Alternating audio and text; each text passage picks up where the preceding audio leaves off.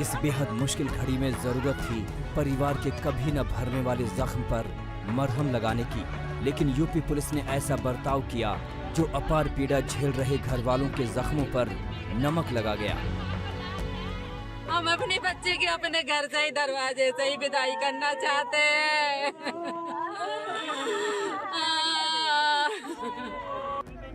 ये एक माँ की आखिरी इच्छा थी। ये तड़पती माँ चाहती थी कि वो अपनी बेटी की आखिरी विदाई अपने तरीके से करे, लेकिन यूपी पुलिस को ये भी गंवारा नहीं हुआ। पुलिस ने अपनी मर्जी से हैवानियत के शिकार बच्ची का अंतिम संस्कार कर दिया। घर वाले गुहार लगाते रहे, वो भीख मांगते रहे कि 15 मिनट के लिए बेटी के आखिरी दर्शन कर लेने दी जाए, लेकिन पहले से ही आरोपों में घिरी पुलिस को ये कतई मंजूर नहीं हुआ। दिल्ली के सफदरजंग अस्पताल में मौत के बाद पुलिस शव को लेकर हाथरस पहुंची। उस वक्त रात के 12:45 हो रहे थे। एम्बुलेंस के पहुंचते ही लोगों ने विरोध प्रदर्शन शुरू कर दिया। नाराज ग्रामीण सड़क पर ही लेट गए। क्या महिला क्या पुरुष, हर किसी की पुलिस वालों से नोक-झोंक होने लगी। एसपी डीएम लड़की के बेबस पिता को अंतिम संस्कार के लिए समझाते रहे। घर वालों की तो बस इतनी सी इच्छा थी कि वो अपनी बेटी का रीति रिवाज के साथ अंतिम संस्कार करें। परिजन शव को अपने घर ले जाना चाहते थे, लेकिन पुलिस अपनी जिद से टस से मस नहीं हुई। क्या चाहती हैं आप? हम चाहते हैं हमारी बेटी को घर तक ले जाया जाए। हमारा जो हिंदू नियम है, हमें हल्दी वगैरह लगानी होती है, हम अपनी बेटी को हल्दी वगैरह लगा के हमारी आखिरी बच्ची की विदाई है। अब लौट के तो दोबारा नहीं आएगी।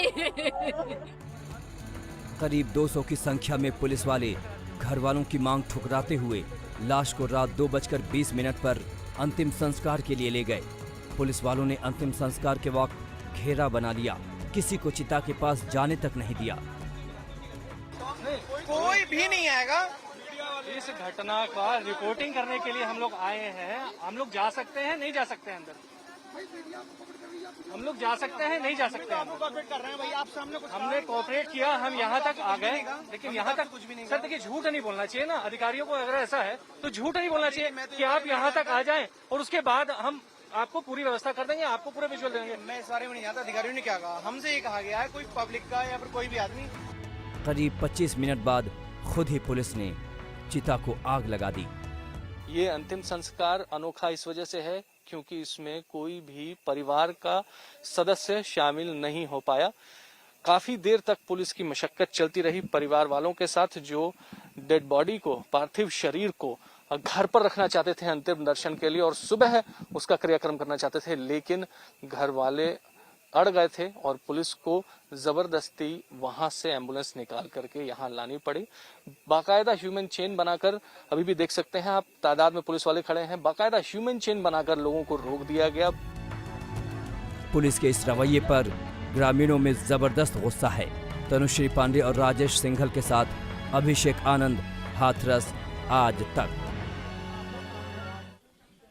इसी वजह से सीधे ग्राउंड जीरो पर हम पहुंचे हैं ताकि यहां से जो सच है वो आप तक पहुंचा सके और साथ ही जो दर्द है इस परिवार का, जो गम और गुस्सा यहां पर देखने को मिल रहा है, क्योंकि बिना परिवार की इजाजत के पुलिस वालों ने अंतिम चिता आखिर क्यों सजाई? परिवार वालों को बेटी का चेहरा तक देखने की इजाजत क्यों नहीं दी गई?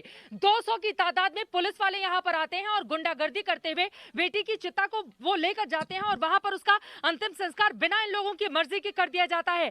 बहुत सारे ऐसे सवाल इस वक्त उठ रहे हैं यहाँ पर, जिसको लेकर यहाँ के लोग काफी ज्यादा गुस्से में। इन सभी से बातचीत करेंगे, लेकिन उसके पहले इस पूरे मामले में जो पीड़िता के पिता हैं, जो पीड़ित पक्ष है, उनका क्या कहना है और एसडीएम ने पूरे मामले पर क्या दी है सफाई, अब जरा वो सुनिए। देखिए, उनके परिवारजनों के साथ और सहयोग से, उनकी अनुमति से और शांति व्यवस्था को बनाए रखने की दृष्टिगत विधिवत उनका अंतिम संस्कार कर दिया गया है और पूरे गांव और पूरे शहर में पूरी तरह शांति व्यवस्था बनी हुई। किसी तरह की कोई परेशानी रही? नहीं, किसी तरह की कोई अड़चन नहीं आई। सभी को समझाया गया और सभी लोगों ने इसमें पूरा सहयोग किया और किसी तरह की कोई इसमें दिक्कत नहीं। उन्होंने पहले से मतलब बोली पर हम नहीं पहुंच पाए। कहा कहते पुलिस वाले ने कहा कहते जब भीतर बंद कर दे और कहा कहते उन लोगों ने बेटी की बॉडी को लेकर चले गए। तो आपने बॉडी देखी थी? आपकी बेटी की बॉडी है? नहीं किसकी बॉडी लग रही थी आपको? अब जी ना मालूम कौन की क्या है। अंतिम संस्कार का बॉडी घर ही ना ले जाने दे रहे ना, किसी को शक्ल दिखाने दे रहे है ना। हम सुबह से भूखे पड़े, हमारे आधे रिश्तेदार तो लौट के चले गए, तो बोले कि सुबह आएंगे। अब ये घर ही ना ले जा रहे, शमशान ले जा रहे सीधे। इस वक्त मृतका के घर के भीतर ही मेरी मौजूदगी। अभिषेक हमारे साथ लखनऊ से जुड़े हुए हैं, तनुश्री पांडे हमारे साथ हाथरस से ही जुड़ चुके हैं। तनुश्री, लगातार पुलिसिया की ये जो बर्बर कार्रवाई यहाँ पर देखी गई उसकी गवाह रही हैं, उन दोनों के पास हम चलेंगे, लेकिन सबसे पहले सत्या, इस परिवार की स्थिति आप तक पहुंचाएंगी। ये देखिए, ये चूल्हा है जो इस वक्त बुझा हुआ है। आपको बता दें कितना गरीब ये परिवार है। यहाँ की स्थिति को देखकर आप अंदाजा लगा सकते हैं। चारों तरफ पीछे महिलाएं बैठी हुई हैं, रो रही हैं, बिलख रही हैं।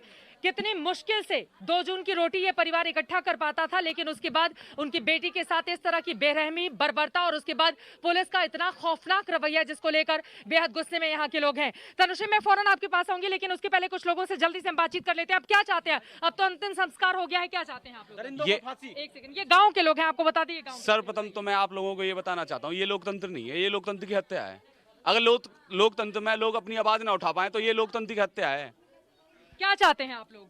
दरिंदों की फांसी, और जो निर्भय में निर्णय लिया था वही, इनको पूरी आर्थिक मदद मिलनी चाहिए और दरिंदों को फांसी होनी चाहिए। आर्थिक मदद मिलनी चाहिए और जो दोषी हैं उनको फांसी दी जानी चाहिए। फांसी होनी चाहिए, हाँ। फांसी मांग रहे हम। लेकिन ये इतनी हड़बड़ी में अंतिम संस्कार कर दिया गया, ये बात समझ में आई क्या? नहीं मैडम, ये किसी तरह का दबाव था? शासन प्रशासन का दबाव है, पूरा शासन सरकार का दबाव है। आप मुझे सुनने की कोशिश कीजिए। सबसे पहली बात तो ये है, सब लोगों की आखिरी इच्छा ये थी कि उस बेटी को, उस बहन को आखिरी बार देख लिया जाए। जब यही सरकार ने इच्छा पूरी नहीं की तो ये लोकतंत्र है क्या? इस देश में लोकतंत्र बचा है क्या? आप गरीब तबके की आप आवाज दबा रहे हो, ये लोकतंत्र नहीं है। और ज्यादा दिन आपकी सरकार चलने वाली नहीं है। आप लोग बहुत ज्यादा गुस्से में हैं, लोग बहुत ज्यादा गुस्से में हैं। इनकी बात दरअसल इस वजह से है क्योंकि इनका ये कहना है कि जब अंतिम संस्कार की इजाजत यहाँ का हमारा संविधान देता है, देश का कानून देता है, ये हमारा अधिकार है। आपको बोलने दिया है, यहाँ पे 50 लोग बैठे हुए हैं, सिर्फ आप ही बोलोगे, ये गलत बात है, ये गलत। इनको चुप करवाइए, ठीक है? मैं फौरन लौट रही हूँ। देखिए, यहाँ पर लोग बेहद गुस्से में हैं, उनके इमोशंस को समझा भी जा सकता है क्योंकि जिस बेटी के साथ एक तरफ गैंगरेप हुआ हो, उसकी मौत हो जाती है और पुलिसिया का इस तरह का बर्बर चेहरा सामने आया हो, वो अपने आप में बेहद शर्मनाक है। सीधे रुक कर लेते हैं तनुश्री पांडे का अभिषेक, उसके बाद मैं फौरन आपके पास आऊंगी। तनुश्री, बीती रात आप गवाह रही हैं यहाँ की और हमने तस्वीरें देखी जो अपने आप में बेहद विचलित करने वाली हैं। माँ रोती रही, बिलखती रही, गुहार लगाती रही, चित्कार करती रही, लेकिन पुलिस वालों के ऊपर जरा भी इसका कोई असर नहीं पड़ा और अंतिम संस्कार पुलिस वालों ने ही कर दिया बिना परिवार की इजाजत।